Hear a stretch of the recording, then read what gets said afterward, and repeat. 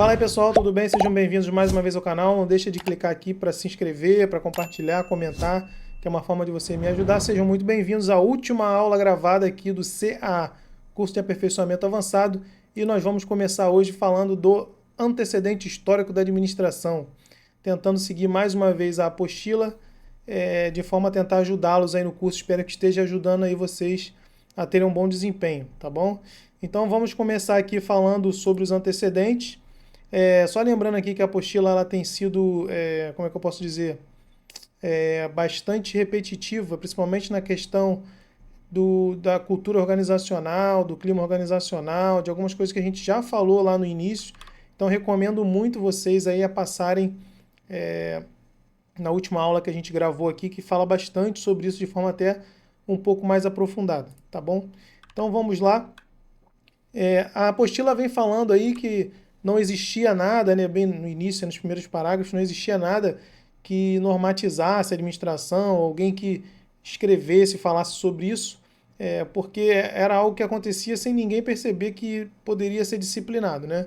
Então, principalmente após a Revolução Industrial, né, que as coisas foram ficando mais complexas, houve a necessidade de se estudar meios e maneiras e formas de se administrar da forma melhor possível. Então, nesse tempo que surgiram aí Taylor, Fayol, Max Weber, isso tudo que a gente já conhece, mas a apostila tenta falar isso no início, né, que foi difícil começar a estudar, né, demorou, é até recente, é considerado recente, o estudo da administração.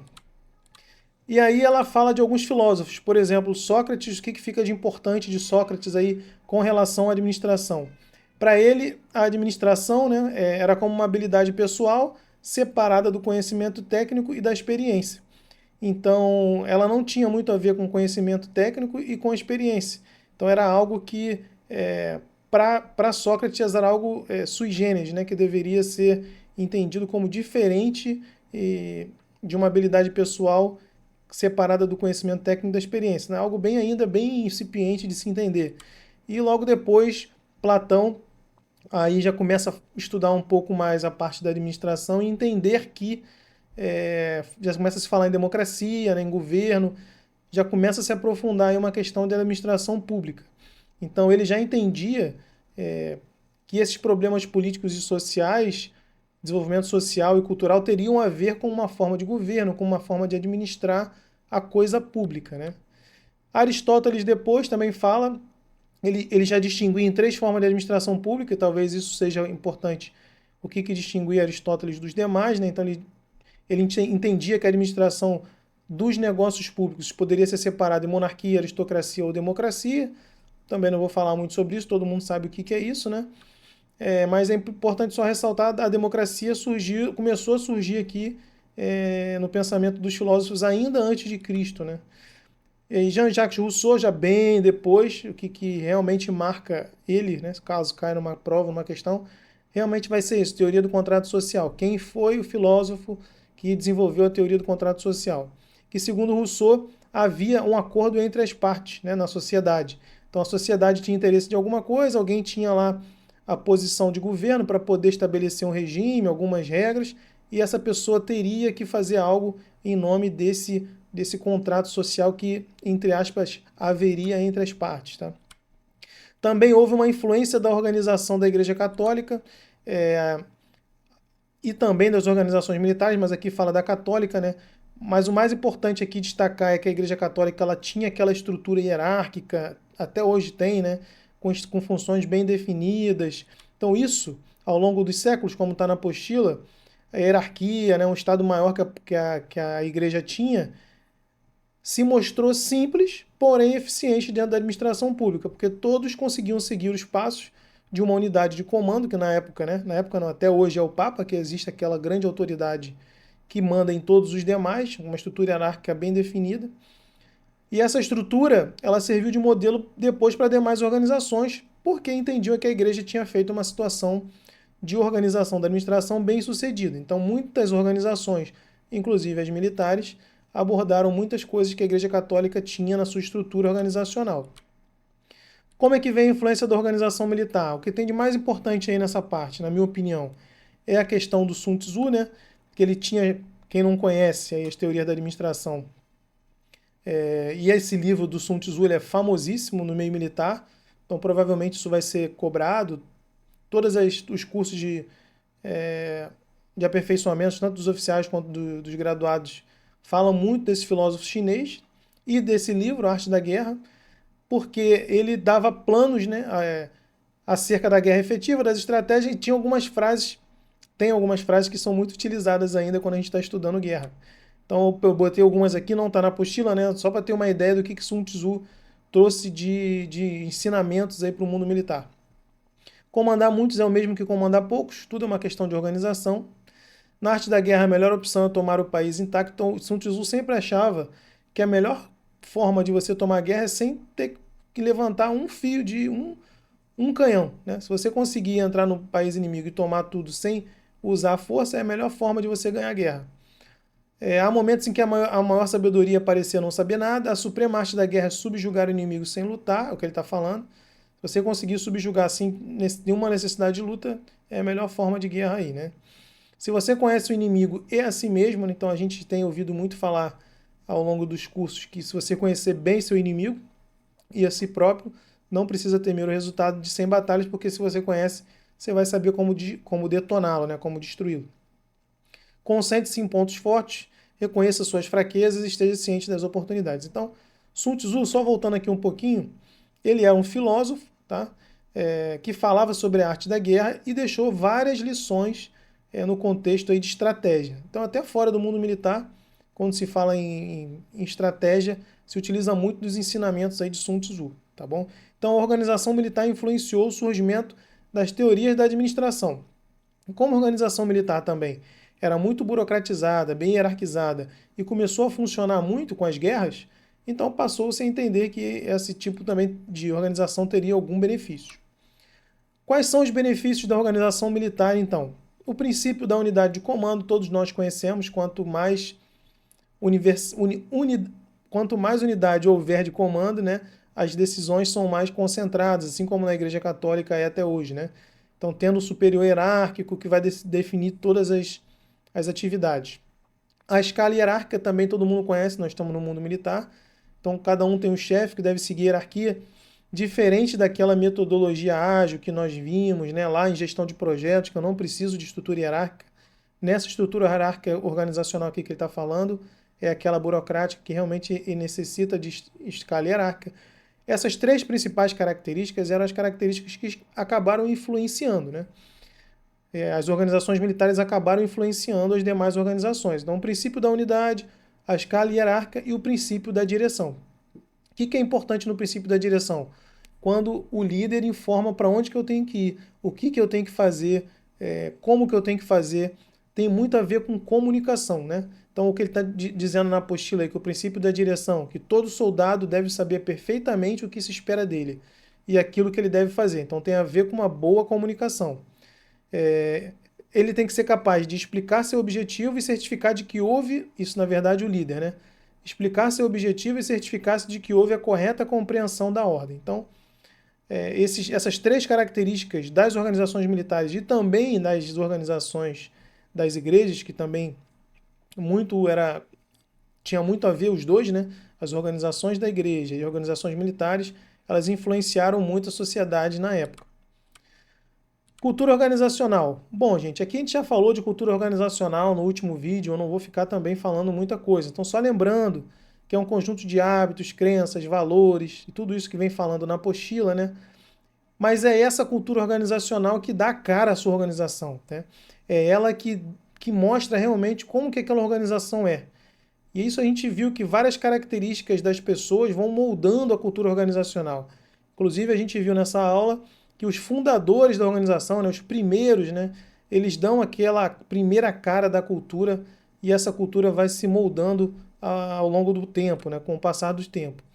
E aqui ele dá duas características que a gente não tinha abordado na última aula, que é falando sobre os aspectos formais e abertos e os aspectos informais e ocultos. Então a gente sabe que os aspectos formais são aqueles aspectos da cultura que a gente consegue perceber. Então se a gente vê que uma organização pinta sempre de azul e branco, que as pessoas usam uma roupa X, um uniforme, são características da cultura que a gente consegue facilmente perceber. Então são chamados de aspectos formais e abertos. E existem os aspectos informais e ocultos, que a gente não consegue ver. E ele dá um exemplo até do iceberg. Então, o iceberg a gente consegue ver a ponta, né? Mas não consegue ver o que está embaixo. Então, na verdade, a cultura organizacional tem dois tipos de aspectos, os ocultos e os que a gente consegue perceber. E a gente chama de aspectos formais e abertos, e aspectos informais e ocultos, tá? Nesses aspectos informais e ocultos, na parte inferior do iceberg, que é aquele que a gente não consegue ver, né? Ele faz uma analogia, envolve os sentimentos, as percepções, tudo aquilo que a gente vai passar a ter internamente a partir de uma estrutura perceptível. Então, a partir do momento que eu vejo uma organização, por exemplo, pintada de azul e branco, usando o uniforme, eu já começo internamente a gerar algumas percepções que são individuais. Só que essa percepção individual só você sabe. Ela é bastante oculta para os demais, né? Então, esses aspectos informais são mais difíceis de compreender, de interpretar, de mudar, de transformar, tá? A apostila ela usa, então, esse exemplo aí dessa imagem. Eu acho que não está muito boa a imagem, tá? Porque realmente a definição já era ruim na apostila. Mas ela tenta remontar um iceberg. Deixa eu ver se eu diminuir aqui, fica um pouquinho menor, tá? Então ela tenta remontar um iceberg. Então na parte superior ficariam aqueles aspectos, né? Pode ver a linha vermelha aqui tracejada. É a parte de cima do iceberg, que são os componentes visíveis, aquilo que a gente consegue observar, e abaixo os invisíveis, que a gente não consegue observar. Os invisíveis são os aspectos informais e ocultos, e os visíveis são os aspectos formais e abertos. O que são esses aspectos abertos? Tudo aquilo que a gente consegue ver. A estrutura organizacional, como é que é montada a estrutura, qual é a rica, qual é a roca, quais são os objetivos, a missão, visão, valor, materiais que aquela unidade utiliza, quais são as políticas. Então, isso tudo que a gente consegue ver são os aspectos formais. E os aspectos informais? Padrões de influência. Como é que é feito o padrão de influência na sua organização? Como é que essas lideranças atuam? De maneira autoritária, de maneira não autoritária? São pessoas que trazem para o convívio pessoal, que avaliam militar a militar, como é que esse militar lida nos dias? Como é que é a percepção das atitudes dessas pessoas? Sentimentos, como é que são os sentimentos dos militares que ocupam aquela organização? Eu não consigo saber como que é cada um, por isso que a gente considera informal, né? Relações afetivas. Então acho que deu para ficar claro o que significa esses dois aspectos. É importante porque até então, quando a gente falou de cultura organizacional, ele não tinha dado essas duas estruturas de cultura. Mas a gente já tinha falado que tinham aspectos internos que a gente não conseguia prever, né? Mas que o bom líder teria que conseguir extrair essas informações dos seus subordinados. Então, tecnicamente, aqui ficou dividido em aspectos formais e aspectos informais. Seguindo, então, a apostila fala mais uma vez de mudança e cultura do clima organizacional, coisa que a gente já tinha falado, né? Acho que até a gente colocou, não lembro a imagem que eu coloquei agora, mas o clima organizacional, né? Tem a ver com aquele sentimento, como é que está a motivação daquela galera. O pessoal está motivado, está imbuído, está comprometido com o trabalho ou não? Esse clima organizacional está ruim, não está bom? Bom, o que importa para um clima organizacional estar adequado para qualquer tipo de mudança que venha a ocorrer, para que a gente possa fazer alguma alteração na cultura organizacional por uma inovação? Esse clima organizacional ele tem que ter uma característica de adaptabilidade, ou seja, esses militares que estão ali naquela organização, eles têm que estar prontos para se adaptar a qualquer mudança. Né? Como eu disse nas últimas aulas, vamos dizer que o comandante agora deu uma diretriz de uma mudança planejada, de alterações, de fechamentos e criações de novas unidades. Essas pessoas têm que estar num clima organizacional favorável para que ela possa se adaptar rapidamente a essas mudanças. Da mesma forma, para que haja um clima organizacional bem favorável, tem que haver um senso de identidade. Quanto mais o senso de identidade ocorrer dentro dessa organização, melhor vai ser uma possível mudança planejada, né? Então, havendo um senso de identidade, as pessoas tendo os mesmos valores, sendo comprometidas, estando alinhadas às missões e valores da organização, ela consegue, então, unir o que ela tem de desejo pessoal com o que existe de desejo também da organização. Então, ela passa a ter um senso de identidade. Perspectiva exata do meio ambiente, né? Conhecer bem como é que funciona aquela organização, saber como que está ali localizado, né? Integração entre os participantes tem muito a ver com senso de identidade. Mas quanto maior também for a integração, melhor serão os resultados que aquela organização vai atingir. Então, você tem que sempre estar tentando colocar o clima organizacional favorável para que essas características elas sejam ampliadas e você consiga chegar no resultado desejado. A gente também já tinha falado disso de forma bem indireta, tá? Desenvolvimento organizacional. O que significa desenvolvimento organizacional? Na verdade, o principal, desenvolvimento organizacional, segundo o Schiavenato, como está na apostila aí, é uma mudança organizacional planejada. Então a gente já falou isso também na última aula. Ele só passa a chamar aqui de desenvolvimento organizacional. Então o que é desenvolvimento organizacional?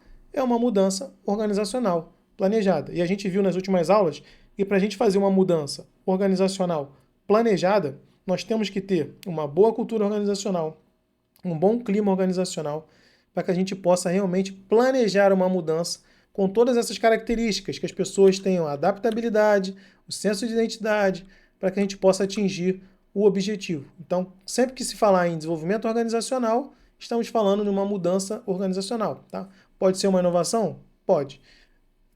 Mas, de forma geral, uma mudança organizacional planejada. Tá bom? Deixa eu ver se tá boa a visualização. Vou aumentar um pouquinho maior agora. Acho que agora fica melhor. Então aqui, gente, a gente vai ter, numa mudança controlada, planejada, né? Essa mudança, se for, a gente tem que estar preparado para como uma mudança ocorrer. Por quê? O ambiente está sempre em constante e rápida mutação. A gente vive numa sociedade hoje que a tecnologia avança muito e a gente está sempre em uma mudança no ambiente, seja tecnológica, seja de pensamentos. Então a gente tem que estar sempre pronto para qualquer tipo de mudança rápida, até porque a gente vive hoje num ambiente assim. Uma necessidade de contínua adaptação é importante que se tenha para um desenvolvimento organizacional. Interação entre os indivíduos, como já falamos. Planejamento dessa mudança também falamos na última aula. Essa mudança tem que ser planejada paulatinamente. O que nós vamos atingir? Utilizar muito da comunicação para que a gente tenha participação e comprometimento. Melhoria da eficácia organizacional e do bem-estar. Então a gente precisa estar sempre antenado com esse tipo de mudança para que haja uma melhoria da eficácia organizacional e do bem-estar. Se você não tiver com todos os liderados nas mãos, não houve uma boa participação, comprometimento, não houve uma boa comunicação, não vai haver uma melhoria da eficácia com essa mudança. O que se espera é que a mudança venha trazer uma melhoria, tanto para a organização quanto para os trabalhadores com o seu bem-estar.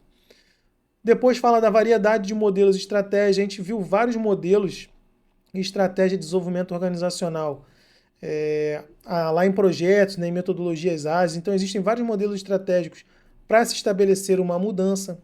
Então a gente viu o Scrum para a gente organizar alguns projetos, vimos várias outras, metodologias ágeis.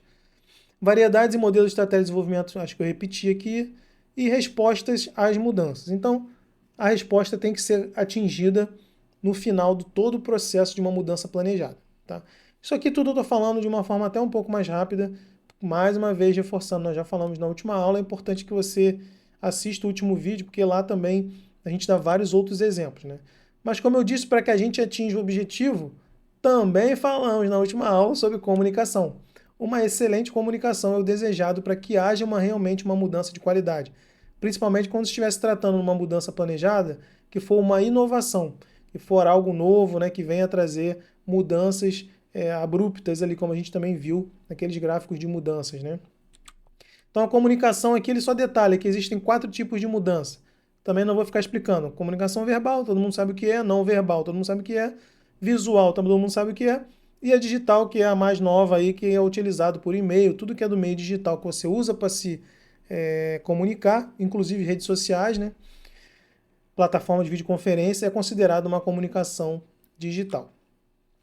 Aqui na apostila também detalha em 1, 2, 3, 4, 5, 6, 7 elementos do processo de comunicação.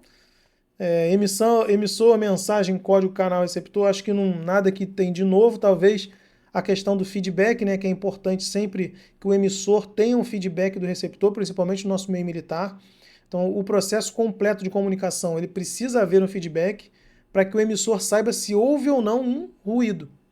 Se ele dá uma comunicação e o feedback é totalmente diferente, então é capaz de ter ocorrido uma interferência, que tenha prejudicado a compreensão dessa mensagem. Então também é algo aqui bastante autoelucidativo. E aí a gente vai para a comunicação institucional. A comunicação institucional, como está dizendo aí na apostila, conjuntos das atividades e estratégias comunicativas realizadas por uma instituição, né? Com o objetivo de estabelecer e manter uma boa relação com seus públicos, tanto o público interno, a gente viu também na última aula o endomarketing, né? Quanto o público externo. Envolve a construção e manutenção de imagem, reputação da instituição, transmitindo missão, valores, visão, entre outras coisas. Então a gente sabe que quem faz isso, também vimos na última aula, quem é o órgão central, né? A gente sabe lá quem é que é, e quem faz essas comunicações sociais hoje no Comaer é o Seconsaer. Quais são os objetivos dessa comunicação institucional? Construir uma imagem, então é importante que uma imagem fique clara como é que é a imagem da Força Aérea. Gestão da reputação, quando houver algum levantamento qualquer sobre idoneidade da instituição, é importante já trabalhar com essa comunicação para que a gestão da reputação seja feita, que seja mantida aquela imagem que foi construída anteriormente. Então, sempre que há uma possível... como é que eu posso dizer? Podem perceber quando começam a falar alguma coisa dos militares, você consegue, já sai com uma matéria reforçando a importância da Força Aérea, que faz missão, a missão lá no Líbano, de trazer o pessoal. Então, está sempre batendo na tecla para manter a imagem que já foi construída até então. Para divulgar informações, né? Então é importante, por exemplo, tivemos a Cruzex aí, então teve vários meios de comunicação visual, por escrito, teve vários aí, né? Para mostrar que realmente estava tendo uma missão e informar a necessidade e a importância dessas missões, o exemplo aí da Cruzex. Também para fazer o engajamento e relacionamento, fazer com que as pessoas se identifiquem com sua instituição e gostem de estar sempre cientes do que está acontecendo e participar do que está acontecendo, né? Engajamento e relacionamento. E responsabilidade social. Então é importante manter também o compromisso da instituição com as práticas socialmente responsáveis, contribuindo para a sustentabilidade e o bem-estar social. Então esses são os principais 5 objetivos aí da comunicação institucional. Como é uma comunicação que deve ser feita, aquilo que nós já falamos também um pouco na última aula, ela tem que ser planejada, né? Uma comunicação institucional bem feita, ela é planejada. E aí a gente tem 6 passos para fazer um bom planejamento também, lógico, bem elucidativo. Primeiro a gente vai fazer um diagnóstico da situação. Então, primeiro vamos avaliar o cenário interno e externo, para que eu vou fazer a comunicação, né? Eu não faço qualquer comunicação por fazer, sempre tem um diagnóstico que eu fiz, e eu vou saber o que eu tenho de objetivo. Tá, vamos preparar uma comunicação institucional agora com qual objetivo, né? Então, se a imagem da Força Aérea pode estar manchada aqui por conta desse evento, o que eu posso fazer para atingir o objetivo de voltar com essa reputação? Segmentação do público. Para quem que eu vou mandar essa mensagem? Vou mandar somente para os militares? Se eu for fazer para os militares, é uma comunicação interna, estou falando de endomarketing. Se eu quero fazer uma segmentação de público somente com os militares da reserva, já é um outro tipo de comunicação. Se eu quero falar com a sociedade, já é um outro tipo de segmentação também. Então, a segmentação é onde fala que é o nicho que eu quero atingir. Estratégias e táticas. Quais vão ser as estratégias que eu vou utilizar e as ferramentas? A gente vai ver já já as ferramentas que existem nas comunicações institucionais ou não institucionais, tá? E a implementação, depois vamos ver como é que ficou aquela implementação e avaliar. Se deu certo, se não deu, o que eu preciso melhorar para as próximas vezes que eu for fazer esse tipo de comunicação.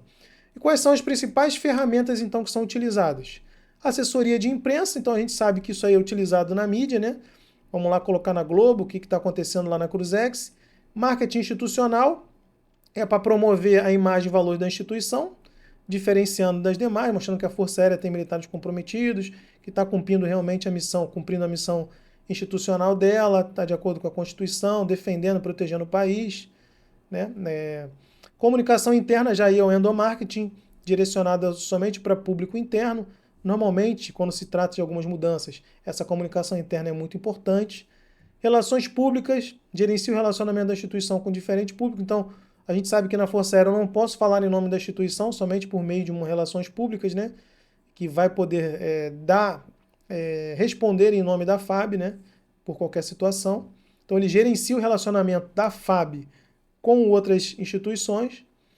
E eventos corporativos. Então, realização de eventos institucionais ajuda a promover a imagem e a cultura organizacional. A FAB também promove vários eventos institucionais aí, de Santos Dumont, principalmente na época do Dia do Aviador, né? São vários eventos aí também buscando promover a imagem e a cultura organizacional da FAB. Comunicação organizacional. Quais são aí as etapas que é utilizada na comunicação? Deixa eu voltar aqui, gente, deu algum bug.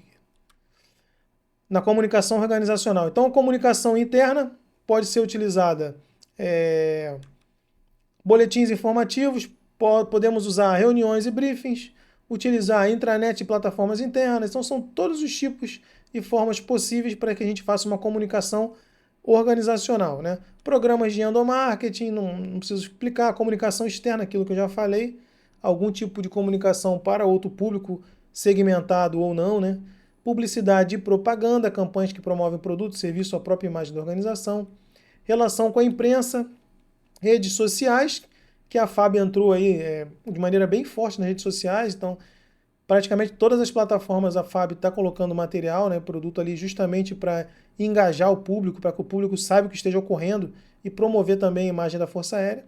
E responsabilidade social corporativa. Então, são esses tipos de comunicações organizacionais, os principais, lógico que tem outros, né, mais utilizados. Aí a gente vai falar agora da importância da comunicação. Por que que eu tenho que ter uma boa comunicação organizacional, né? Por que que eu tenho que ter um Seconsaer atuante na FAB? Facilita a tomada de decisões, né?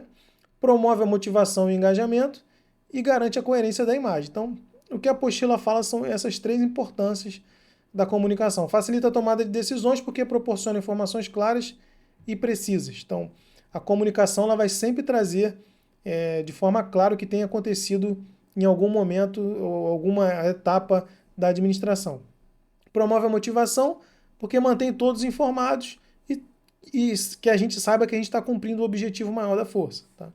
E garante a coerência da imagem. Então, sempre vai estar mostrando aquilo que a FAB tem que fazer. Né? No nosso caso, que a gente tem uma missão bem clara na defesa do espaço aéreo. Quais são os principais desafios da comunicação? É lógico que a comunicação é importante, mas ela tem alguns desafios. Quais? Comunicação enfrenta desafios, incluindo ruídos na comunicação, a gente já falou isso, qualquer comunicação, não só organizacional. E aí qualquer tipo de ruído ele tem que ser trabalhado, né, para que ele seja revertido. Alinhamento tem que garantir que todo mundo compreende as informações, aí a importância do feedback para que eu tenha um alinhamento.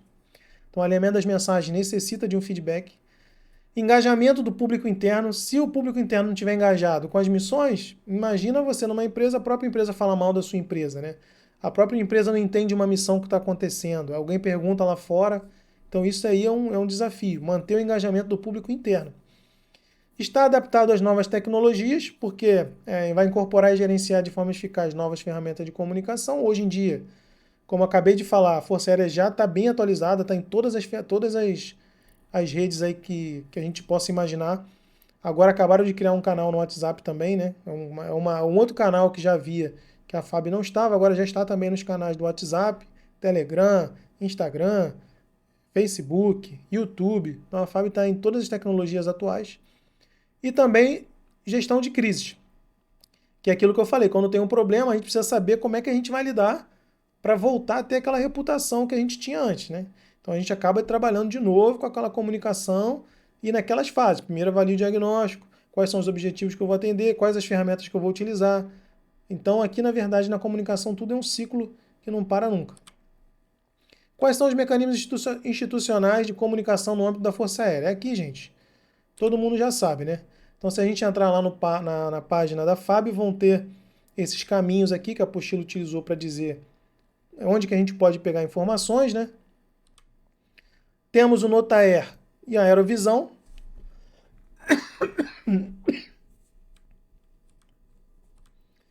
E o comportamento organizacional. O que é o comportamento organizacional? Na apostila, ele chama de comportamento organizacional o estudo da dinâmica das organizações e de como grupos e indivíduos se comportam dentro delas. Tá?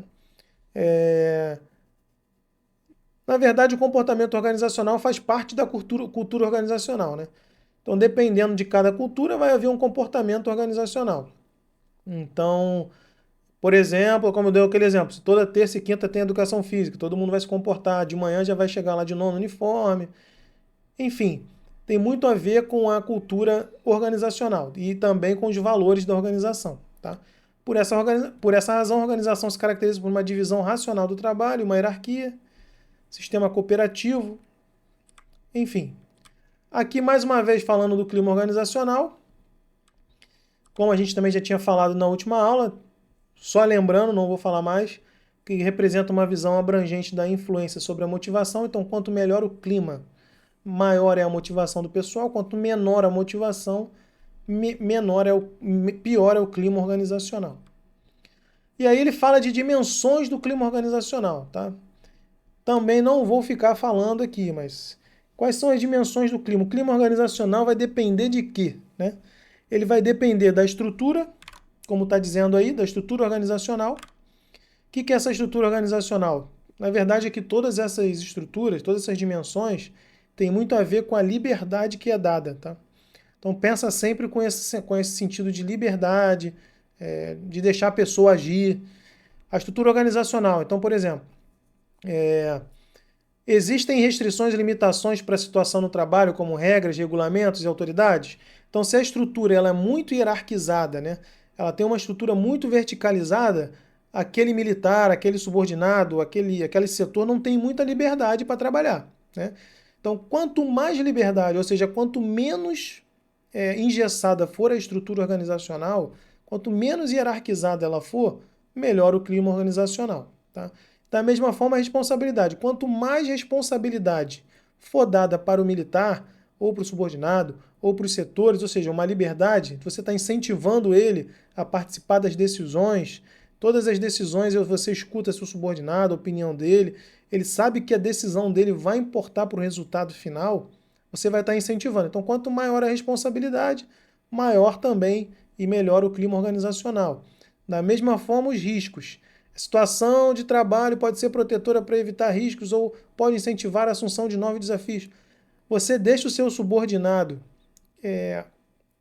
como é que eu posso dizer, absorver aquele risco sozinho, ele tem autoridade para poder tomar decisões assumindo riscos por livre e espontânea vontade, lógico, que estudado, tudo com os pés no chão, o seu subordinado tem essa liberdade, ele pode tomar riscos por conta própria. Quanto mais riscos ele pode tomar numa decisão, melhor o clima organizacional. Quanto mais engessado, menos riscos ele vai correr, menos riscos ele vai ter em alguma decisão, então ele vai estar com um clima organizacional pior. Então vejam que o clima organizacional tem muito a ver com a participação, com a liberdade, com como é que eu posso dizer, com todo mundo num propósito único de atingir o objetivo e todo mundo com a sua liberdade, né? Podendo tomar decisões e ajudar nas decisões. Recompensas, os elogios são dados em público. Você também, da mesma forma que as críticas também são dadas em público, não deveriam, né? Porque isso desmotiva. Então, as recompensas, quando corretamente aplicado, vai melhorar a potência motivacional da pessoa e aí realmente vai melhorar o clima organizacional, lógico. As recompensas, elas podem ser encaradas como uma motivação ou não, vai depender da percepção da pessoa, tá? Mas quanto mais recompensas forem pelo menos externalizadas, melhor o clima organizacional. Calor e apoio também. As pessoas têm apoio, são bem ouvidas, tudo que ela fala é ouvido, é levado em consideração também, né? Tem um ambiente acolhedor, um ambiente de camaradagem, todo mundo é amigo. Quanto mais caloroso, melhor o clima organizacional também. Conflito também, né? A organização pode estabelecer regras para procedimento para evitar conflito, incentivar diferentes pontos de vista. Então é importante que a pessoa possa dar sua opinião, dar seus pontos de vista, nem mesmo sem entrar em conflito com ninguém, né? Mas ela consegue expor seu ponto de vista, mesmo sendo diferente. Quanto mais ela consegue expor sua opinião, seu ponto de vista, mesmo sendo diferente das demais, melhor o clima organizacional, porque essa pessoa vai se sentir parte da organização, estou sendo ouvida. Então, essas dimensões do clima organizacional sempre vão ter muito a ver com liberdade, né? Com liberdade, com estar fazendo parte daquilo. Então, essa é a intenção dessas dimensões colocadas na apostila. E aí, a apostila separa, na verdade, a apostila não, né? O autor, se eu não me engano, também é o outro Xavenato, que se eu não me engano. Essas variáveis são divididas em dois tipos, três tipos, na verdade: variáveis administrativas, variáveis causais, variáveis intervenientes e variáveis resultantes.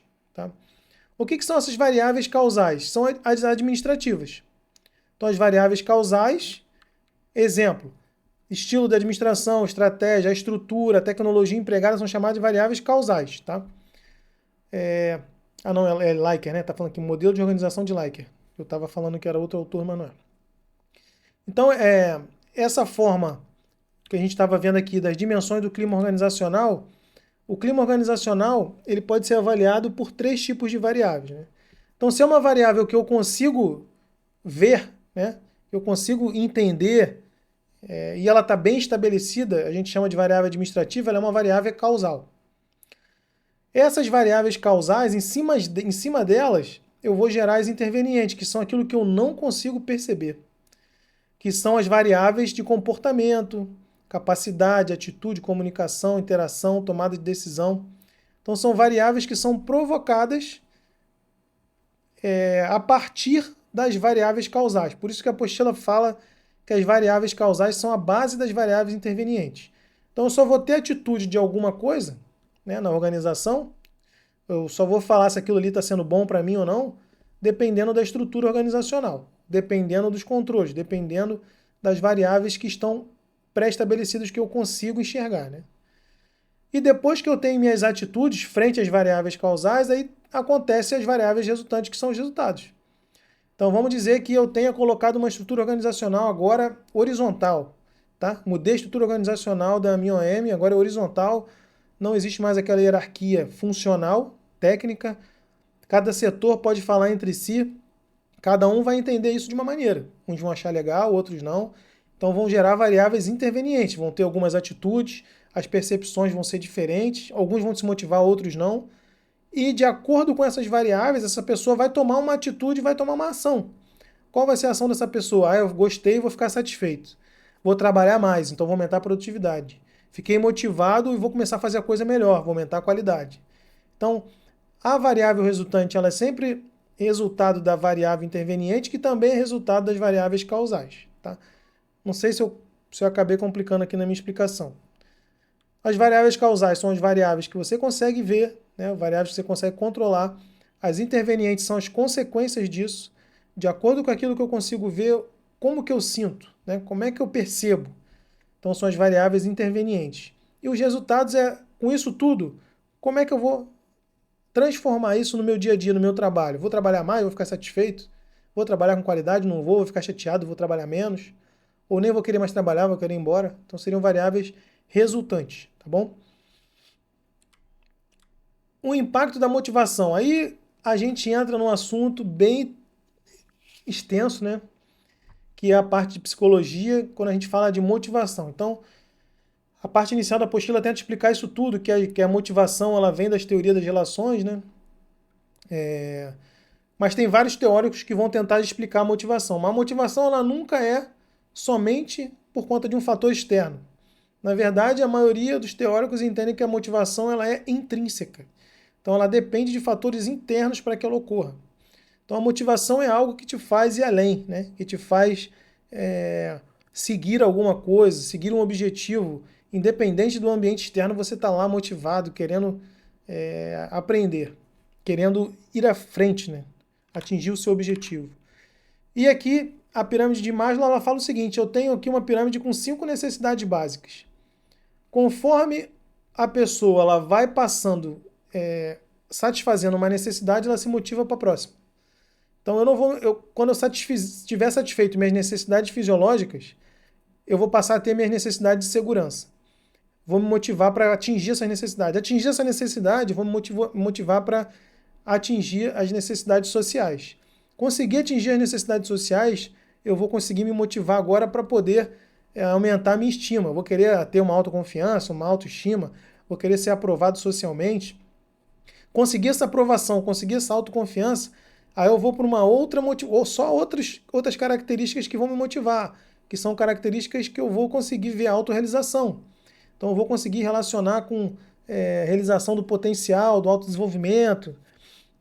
Isso aqui tenta explicar também por que algumas pessoas, mesmo ricas, milionárias, né, e já tem tudo, tem suas necessidades fisiológicas atendidas, tem suas necessidades de segurança, andam até com segurança armado, tem suas necessidades sociais, tem vários amigos, várias redes de grupos de amigos, de pessoas, são amadas, são casadas, têm família, tem autoestima, autoconfiança, dão até curso de autoestima, de inteligência pessoal.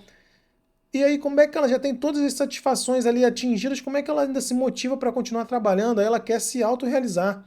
Ela está querendo fazer a diferença para o próximo. Aí a pessoa já é uma pessoa altruísta, querendo fazer algo de bom para a sociedade. Enfim, gente, isso aqui tenta explicar como é que a pessoa vai se engajando nas atividades dela de acordo com as suas necessidades. Desde a necessidade fisiológica, que aí já está escrito quais são elas, né?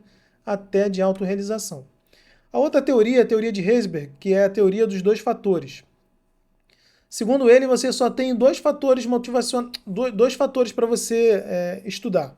Os fatores motivacionais, que podem te influenciar, e aí sim, você vai ficar satisfeito ou não. E os fatores higiênicos que não vão te deixar satisfeito, que não vão te deixar insatisfeito ou vão. Então, do lado direito, tem os fatores higiênicos ou fatores externos, né? São os fatores que vão te deixar insatisfeito ou não vão te deixar insatisfeito. O que de fato vai te deixar satisfeito são os fatores internos, que são chamados de fatores motivacionais. Então, o que são os fatores motivacionais para Herzberg? A realização, o reconhecimento, a responsabilidade, possibilidade de crescimento, possibilidade de aprendizagem. E os fatores higiênicos ou externos, por exemplo, ter um bom salário, né, é considerado um fator higiênico. Porque você pode até ficar satisfeito quando você tiver um aumento de salário ali por alguns dias, mas logo depois você só não estará insatisfeito. Então existe uma diferença aqui pela teoria de dois fatores que entre satisfação e insatisfação. Os fatores higiênicos, eles só vão te deixar insatisfeitos ou não, e os fatores motivais, eles vão te deixar satisfeitos ou não. Então, na verdade, os fatores motivacionais é aquele que realmente faz com que a pessoa vá além, né? Ela tente fazer algo de bom, se motive a continuar desempenhando as atividades, tá? Ah, então salário não é um fator motivacional? Não. A gente fala que é um fator higiênico. Ele dá uma satisfação momentânea, mas depois o que acontece na sua mente é simplesmente não ficar mais insatisfeito. Eu estava insatisfeito, meu salário estava baixo, agora não estou mais insatisfeito. Mas você não fica satisfeito segundo a teoria dos dois fatores. Você só vai ficar satisfeito se alguns fatores motivacionais forem atingidos, tá? A outra teoria que ele termina, né, a terceira teoria, já é a expectativa de Vroom, que eu até concordo mais com ela, né, que ela tem a ver com a autorrealização, mas também com uma expectativa lá na frente, né? Então, o que a teoria de Vroom fala? Ela fala que a motivação é composta por duas partes principais, desejo individual, mas também expectativa de alcançá-lo. Não adianta nada eu só ter um desejo, mas não ter expectativa de alcançar, então não vou me motivar, segundo ele, né? Então, se eu tiver um desejo individual e tiver uma expectativa de alcançar, aí eu vou me engajar, vou ir à frente, vou continuar correndo atrás, porque eu tenho um desejo, mas também tenho expectativa de alcançar. Então, eu peguei esse exemplo aqui da internet, só para mostrar aqui. São três características aí que vão levar a motivação. É o esforço, o rendimento e a recompensa. Então, eu vou realizar um esforço, vou ter um grande rendimento, né? Porque eu tenho a expectativa de que vai haver uma recompensa lá na frente. Por isso que, segundo essa teoria, existe a motivação. E agora a característica das organizações militares, por fim, né? Também todo mundo aqui já sabe, né? Mas, como está na apostila, vamos passar rapidinho. E a gente finaliza aqui abrindo a apostila para que a gente olhe junto aqui essa parte final, tá bom? Então, a organização militar possui denominação oficial, regulamento, quadro de organização, quadro de cargos. Tem ROCA, tem RICA, é organização militar, tá? Importante da apostila para a prova aí, né? Só quem pode criar, extinguir, alterar qualquer organização é o comandante da aeronáutica, sempre mediante proposta do EMAER. Então, quem pode criar, alterar, subordinação, qualquer coisa da organização, sempre só o comandante da aeronáutica pode fazer isso, mediante proposta do EMAER. Então, se algum OM quiser sugerir uma extinção de alguma coisa, uma alteração da sua OM, terá que seguir a cadeia de comando, a que for subordinado, até chegar no EMAER. O EMAER vai avaliar se realmente tem que alterar ou não, e havendo necessidade de alteração, vai ser encaminhado para o comandante da aeronáutica. Quem são os agentes da administração em nível direção? Já falamos isso também nas primeiras aulas. Dirigente máximo é aquele máximo dirigente que tem dentro da organização, responsável pelo planejamento, principalmente planejamento, tá, gente? Falou em dirigente máximo, principalmente planejamento é a função dele. Planejamento de tudo, da organização orçamentária, da administração orçamentária, financeira, patrimonial, papapá. É por isso que a gente fala de dirigente máximo e agente diretor. O dirigente máximo está um pouco acima do agente diretor. É ele que faz o planejamento de tudo, tá? Ele tem que saber de tudo que está planejado para acontecer e controlar esse planejamento. A função ordenador de despesa, aí a gente já sabe, a maioria já sabe, que é aquele responsável por autorizar, né, o dispêndio de qualquer despesa. Ele que vai assinar lá uma nota de empenho, ele que vai assinar lá uma ordem bancária. Então é ele que no final das contas aprova lá o dispêndio de recurso orçamentário, tá? A função de controle interno, ele que vai fazer todo o controle, tá? Ele é responsável pelo assessoramento ao dirigente máximo da organização, com todos os controles internos para que tudo saia dentro da legalidade. É o controle interno. A nível gerencial, nós temos governança, gerência de risco e gerência orçamentária. A governança tem a ver com monitoramento das atividades, tá? Tem muito a ver aí com a governança corporativa, veio do mundo corporativo primeiro essa função, né? Então ela monitora para direcionar ou redirecionar as atividades que estão sendo feitas, normalmente é feita aí pela PLOG, né? Nas organizações. Gerência de risco, né? Nós temos até assessoria de risco em toda a organização, que vai avaliar, principalmente nos contratos, né, os riscos da OM, mas não só de contrato, também o risco dos seus planejamentos internos. Função de gerência orçamentária vai gerir todo o orçamento que está planejado por ano, a execução dele, como é que ele está sendo executado ou não, beleza? E a nível de execução, nós temos o gestor de licitações, que todo mundo sabe que é aquele que faz as compras, né, responsável pelas compras. Ele vai ter que executar as compras de acordo com o PTA. Temos a função de gestor de pessoal, todo mundo já sabe também. O famoso chefe aí da SPM, que vai avaliar todos os direitos do militar, publicação do seu histórico, tudo que tem a ver com recursos humanos. Função gestor de pagamento de pessoal, que ele vai fazer tanto o pagamento das notas fiscais de coisas que foram compradas pela organização, materiais ou serviços, quanto também do pagamento da folha de pessoal, né? Então qualquer necessidade de saque de matéria financeira é sacada lá pelo gestor de pagamento de pessoal. E aqui, por fim, tem vários serviços que são oferecidos dentro da organização militar da FAB. Eles são oferecidos aos militares. Deixa eu ver se eu consigo abrir aqui o PDF. Pior que eu nem via como é que ficou aqui antes. Não saiu, deixa eu ver se eu consigo colocar aqui, gente. Só um minutinho, tá?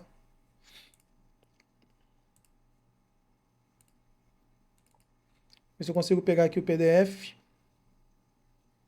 Só um minuto.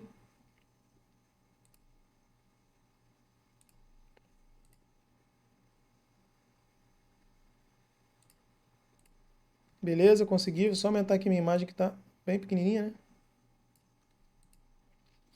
Então, beleza, a gente vai passar aqui rapidinho só para finalizar.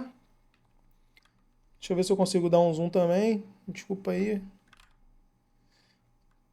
Então, a primeira assistência aqui que a apostila fala dos serviços alocados militares é assistência médico-hospitalar, que é feito pelo Sistema de Saúde Aeronáutica, chamado por CISAL. Já deixei marcado aqui tudo que eu acho importante, tá, gente? Tá. Esse serviço aqui todo mundo conhece, todo mundo usa, né? Infelizmente, a gente acaba usando. Então, quando fala de assistência médico-hospitalar, deve ser ressaltado que são usuários do CISAL, beneficiários do AMH. O que é AMH? Assistência médico-hospitalar, que são as pessoas que fazem aquele desconto do FUNSA, né? Então, os recursos financeiros destinados ao custeio da assistência complementar à saúde serão provenientes de dotações orçamentárias vindo da União, que a gente já viu na aula de orçamento. Tudo que vier lá na LOA são essas dotações. Contribuições mensais do FUNSA, que todo mundo faz o recolhimento. Indenizações de procedimento de saúde, quando a gente vai no hospital lá, tem que pagar o que foi gasto. Esse dinheiro também retorna para ser utilizado na saúde. E receitas de outras fontes, tá? Então, quem são os contribuintes para o FUNSA? Quem são? Militares, são contribuintes, beneficiários da pensão militar que após falecimento vão ter direito à assistência, responsáveis legais por aqueles que terão direito à assistência. Isso tudo está na lei, acho que todo mundo já sabe aí de senso comum, né? Para fim de indenização de assistência da saúde, prevista em norma de comento, serão considerados beneficiários do FUNSA. Então, aí ele vai dar uma resumida do que está previsto aqui na lei, quem são considerados beneficiários do FUNSA. Então, eu acho importante dar uma lida com calma aqui. Pode ser que caia alguma pegadinha aqui em relação a isso, né? Os militares contribuintes, que são aqueles que recolhem no seu contra-cheque aquele valor do Funza, né? Cônjuge, companheiro, filho. Aí eu não vou ficar lendo aqui, tá, gente? Tem que lembrar que tem curatelado e tutelado, né? Pai e mãe de militar, desde que não recebam rendimentos. Isso aqui pode ser uma pegadinha, apesar de todo mundo saber disso, né? Pode ser uma pegadinha aqui. Pai e mãe é beneficiário do Funza? Sim, desde que não tenha rendimento, né? O menor que esteja sob a sua guarda, desde que atendidas as condições. Então, o menor tem que residir sobre o mesmo teto, não pode constituir união estável, tem que viver sob a dependência. Então aqui, gente, tem vários detalhes que eu não vou ficar lendo, tá? Essa parte aqui vocês vão ter que ler com calma, pode ser que caia, né? O que eu acho importante, que talvez caia, tá? Na minha opinião, porque tem sido comum isso. Inclusive eu trabalho com alguns processos que passam por mim por conta de contra-cheque, tá? É isso aqui, ó. Na verdade, serão considerados beneficiários exclusivos da MH, desde que assim excluído o regulamento, no SIGPES, que vivam sob sua dependência econômica no mesmo tempo e tenham sido declarados pelo militar na organização. Então, quando a gente fala de filha e enteada, elas têm direito, sogra, avós, cônjuge do pai, irmão, irmã. Então, gente, é importante saber que os beneficiários exclusivos que estão aqui embaixo, eles só poderão ser beneficiários também se viverem sob a dependência econômica. Vou até botar em vermelho aqui. Botei no outro lá, vou botar aqui também. Tem que viver sob dependência econômica e sob o mesmo teto. Não é ou. Tem que viver sob a mesma dependência econômica e sob o mesmo teto, tá? Então não adianta dizer que a filha lá, ou a enteada do militar tem dependência econômica com ela, mas não vive com ele. Então no processo de incorporação dessa pessoa como beneficiária, vai ter que comprovar que ela mora sob o mesmo teto e é dependente, ou seja, não pode ter nenhuma renda, né? Então é muito importante isso aqui.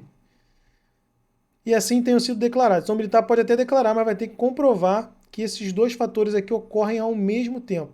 Vivem sob a dependência econômica e sob o mesmo teto. Aí vem aqui todo mundo que pode, tá? Também é importante dar uma lida com calma. E aqui a gente encerra a saúde. Então a saúde basicamente é saber o que é, saber que esses recursos são custeados tanto por quem paga, quanto por algumas indenizações hospitalares também. Então você vai no hospital, teve algum custo, esse recurso volta para ser também custeado. E quem que pode ser beneficiário de saúde, tá? Serviço social. É importante saber que o órgão central, quem é o órgão central do Serviço de Sistema Social? É importante saber que é a DIRAP, tá? Qual é o objetivo do sistema de serviço social? Conservação da operacionalidade, promoção do comprometimento, atendendo às demandas sociais do militar, servidor civil também, bem como seus respectivos dependentes e pensionistas. Então, o órgão central, quem é? Importante saber, DIRAP, tá?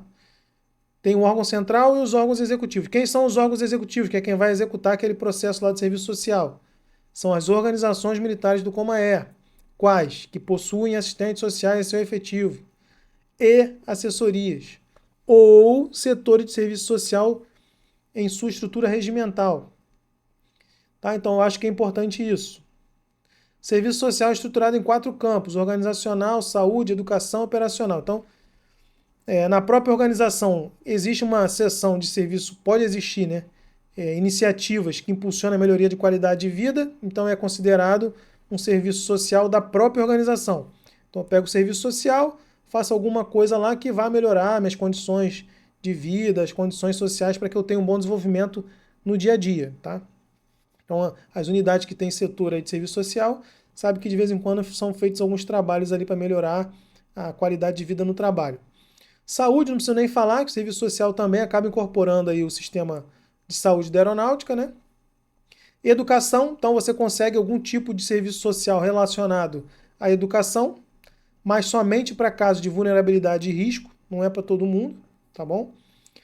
E a operacional que eu acho que é a mais conhecida de todos aí, o serviço social, que é no campo operacional, que é atender as demandas sociais de militares e seus familiares, tá? Seja por situações de desastre, emergências ou calamidade públicas, ou ainda população estrangeira afetada por demanda humanitária, tá bom? Quais são os principais tipos dentro do serviço social, perdão, dentro do serviço social do Comaé? Na parte operacional, quais são os principais tipos aqui de intervenção do serviço social? Desenvolvimento de programas e projetos sociais, todo mundo já conhece aí vários programas e projetos sociais, a CISO e vários outros. Prestação do atendimento social e concessão de benefícios. Esse último aqui, talvez o mais conhecido, que é a concessão de benefício socioassistencial. Então, programas e projetos sociais, deu exemplo aí de um programa que foi feito aí da CISO, né? Então, são projetos que devem ser elaborados pelos órgãos executivos, observando a necessidade de intervenção. Então, de tempos em tempos aqui no Rio é feita uma missão aí, que é a missão ACISO, que a gente começa a atender junto a vários órgãos aqui do Rio de Janeiro, Detran, parte de saúde, você começa a juntar vários órgãos para ajudar a sociedade, os militares também, para que você consiga tirar sua identidade, ter um atendimento de odontologia, ter um atendimento com médico, ver sua pressão. Então, são programas que existem na Força Aérea justamente para promover estrategicamente aí questões sociais do efetivo e acaba atendendo também o pessoal que não é do efetivo, tá? Mas não deixa de ser um programa social. O atendimento social é um atendimento de assistente social ao usuário, tá? Que está presente para todo mundo, independente de contribuição financeira ou não, todo mundo também conhece. E benefícios socioassistenciais. Então, quais são os principais benefícios que a Força Aérea pode prover aí de socioassistencial? Então, tem benefício de saúde, benefício de imóvel residencial, tem benefício de equipamento, de remédio, medicamento, mas todos esses têm uma prioridade para ser atendido. Então, a gente não vai ter dinheiro para atender todo mundo e vai ter que seguir uma prioridade. Qual é a prioridade? São essas aqui, ó, 1, 2 e 3. Também é importante. Primeira prioridade, membro da família com deficiência. Segunda prioridade, membro da família idoso com perda de autonomia. E a terceira, membro da família com doença grave ou crônica. E a quarta, família com perda total parcial de imóvel. Então, essas são as prioridades para atendimento de serviço assistencial, aí no caso de benefício socioassistencial, tá? Ele fala aqui da questão do espectro autista, né, que também é considerado uma pessoa com deficiência de acordo com a lei. Então, para aqueles que têm filho com o TEA, também são enquadrados aqui nas preferências de atendimento de benefícios sociais. Quais são os benefícios? Benefício de saúde. Então, você consegue descontos aí, ou às vezes até isenção para compra de medicamento, para órtese e prótese, tratamento multidisciplinar, tá? Benefício de educação. Então você consegue também algum tipo de material escolar pagar parcialmente, tem que apresentar nota fiscal, né? Ou às vezes até 100% também, dependendo do caso. Uniforme, material didático, mensalidade escolar também. Deixei marcado aqui o que eu achei interessante.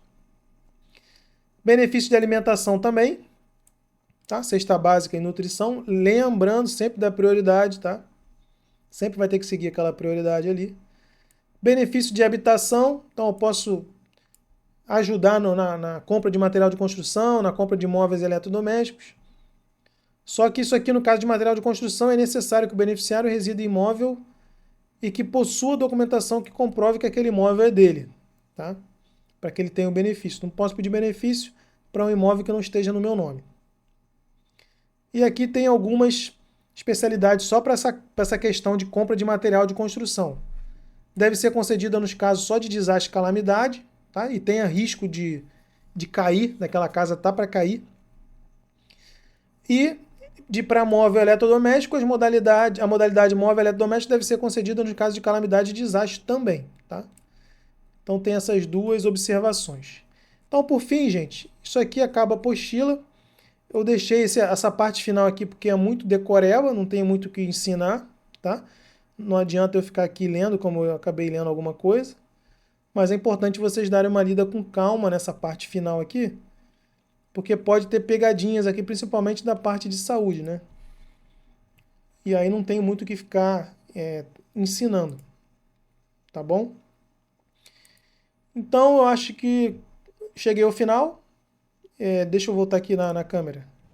Então eu gostaria de agradecer a vocês esse tempo todo que a gente ficou junto. Peço desculpa aí pelas demoras nos vídeos, mas hoje, por exemplo, é um sábado, eu estou com a minha família aqui, então é complicado.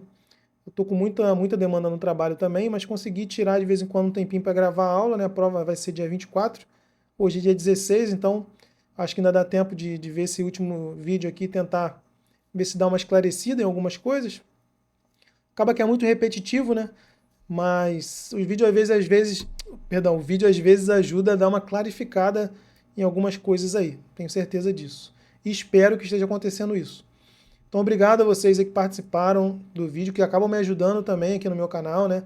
Curtindo, apesar de muitas pessoas não curtirem, a gente vê que tem 500 visualizações, aí 10 curtidas. Se você está assistindo até o final, não deixa de curtir não, me ajuda pra caramba. Se puder comentar aí se valeu a pena o curso também, vai me ajudar com comentário. Então, muito obrigado pela participação. Espero de coração que eu tenha ajudado vocês. A gente sabe dessa demanda aí, que infelizmente ainda não é dada a aula, né? Nem online. Na verdade, o cara fica lendo a apostila, pelo que eu estou sabendo. Então, a gente tentou fazer algo diferente para ajudar, tá? Tudo começou com a Sargento Viviane, que é minha prima. Trabalha aqui no DTC Afonso.